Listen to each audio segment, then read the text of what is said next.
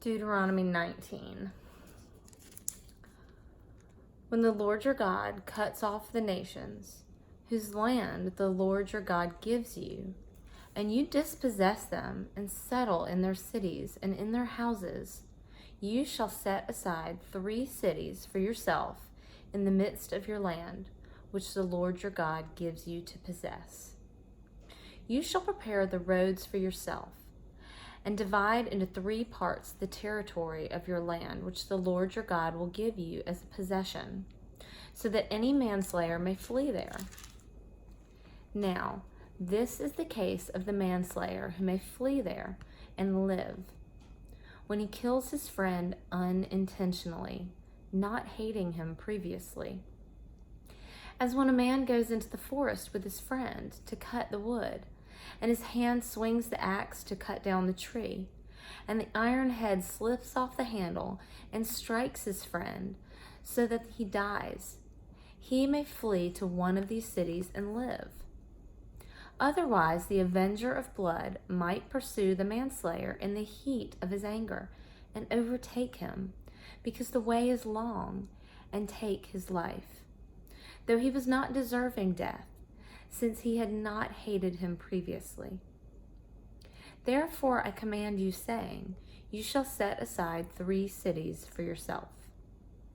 If the Lord your God enlarges your territory, just as he has sworn to your fathers, and gives you all the land which he promised to give your fathers, if you carefully observe all this commandment which I command you today, to love the Lord your God and to walk in his ways thoroughly, then you shall add 3 more cities for yourself besides these 3.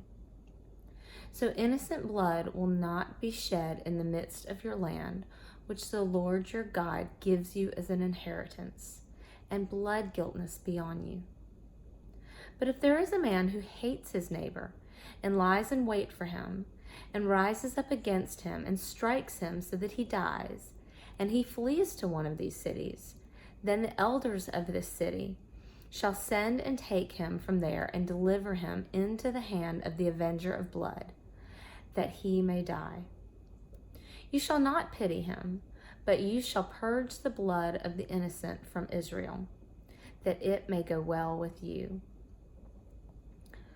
You shall not move your neighbor's boundary mark, which the ancestors have set, in your inheritance which you will inherit in the land that the Lord your God gives you to possess. A single witness shall not rise up against a man on account of any iniquity or any sin which he has committed. On the evidence of 2 or 3 witnesses, a matter shall be confirmed. If a malicious witness rises up against a man to accuse him of wrongdoing, then both the men who have the dispute shall stand before the Lord, before the priests and the judges who will be in office in those days.